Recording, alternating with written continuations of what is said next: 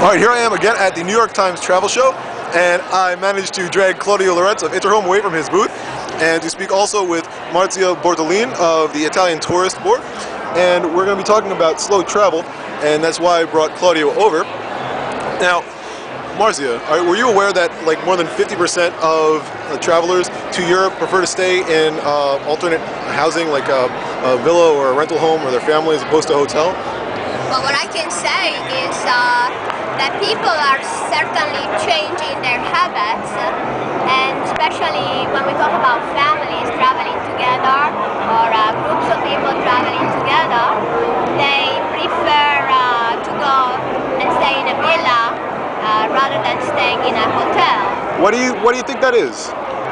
I believe it's number one, the dollar that is extremely weak, so the cost of the hotel would be probably too high compared to that of a villa. And the fact also that the people can stay together, enjoy together the flavor of sharing a home, a real Italian home. And most of all, when people stay in a villa, they usually choose to stay in less crowded cities. So it's easier to get a real flavor of the Italian lifestyle, the slow Italian lifestyle versus the fast Italian lifestyle. That is something that Claudio had mentioned before about getting to know places in depth in different areas. Yeah, I mean, as Marzia just said, the main reason for people is that they want the unique local experience. They want to stay with the locals.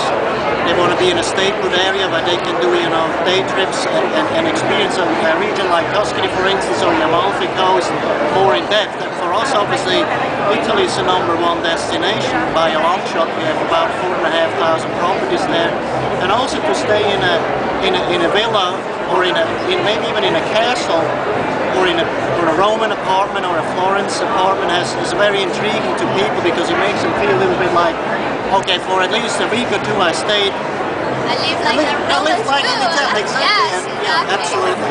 Live like the Italians do. So what do you think is like the best area in Italy to stay in a villa, or as opposed to a hotel, or if you really want to get to know the people, where were they like Americans?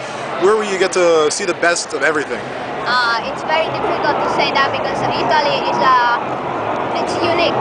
No matter where you go, you find art, you find culture, you find warm people, you find delicious food, you find beautiful nature.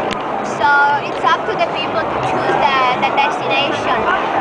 Any destination it's great. Where would you stay? Oh my God. Well, for example, the Adriatic Sea is a new incoming area where people are discovering new small towns, however very, very high in culture and very friendly. Or Puglia, which is in the southern of Italy. Or locations like Sardinia, Sicily, or of course the typical destination like Umbria and Tuscany, and regions like these are very popular. But American people particularly like to change. They always look for something new. So new destinations, which are not really new because they are 2,000 years old, but new for the market, are certainly becoming much, much more in demand. And no matter where you go, I can't really say go here, go there because it's against my policy. And of course, as an Italian representative, I would say that Italy is a piece of art by itself. So that's lovely. Well, so you mentioned the Adriatic Sea and Sardinia. Are there any properties there? Yes, from Interhome? what you just said, the evergreens obviously definitely are Umbria province, Tuscany, Sorrento, Amalfi Coast, but places like Sicily, Sardinia, and even the Italian Alps or the lake region is what becomes more and more popular, in recent years. So it doesn't matter where you are, but those people those destinations outside Tuscany that everybody knows have definitely gaining popularity. And why do you feel that these more non-traditional areas are gaining popularity, like the lake areas and stuff like that? Why do you feel that those are getting more attention? Well, the lake area, for example, is very popular. because we have also celebrities like George Clooney, who has contributed, to make the area extremely in demand. But we had also Tom Cruise with Katie Holmes visiting Rome, getting married in Rome, actually in a small town near Rome, which was also a big, a big scoop for the press and a big thing for Italy itself. We have the northern region, the mountains, which are beautiful, but again, it's hard for me to say that this place is better than the other. Every region has its own flavor. Every region has something to offer.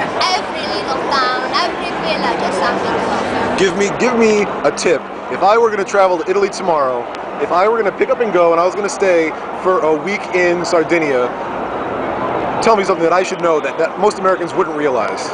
Sardinia has one of the best wines in Italy that most people don't know about. That's my 5 cents a bit. Yes, I agree. I have a house there. Oh, what is it? What is this wine called? What's it called? Well, the house is in the south of Sardinia. That's where I usually go on vacation. But the entire island is a spectacular island because being so far away from the rest of the peninsula is unspoiled, and the water is crystal clear. The nature is unbelievable, and the food is unique, and the sand is fine, white. Almost like a Caribbean destination within Europe. I think for all you at home, we really did find her favorite place in Italy. I don't know. I might have pried it out of her. Oh, and we have actually contracted quite a bit of properties in Sardinia for that matter, since it has become so incredibly popular. But it's just a small part of the 4,500 places that we have in Italy, and Sardinia has become more and more popular. No. Well, there you have it, folks. Whether you are a celebrity or just somebody who wants to go to Italy and have a good time, it looks like staying in a villa and taking a long road might be the best way to do it. Have a good day. This is Eli Willenberg for ITC Interview.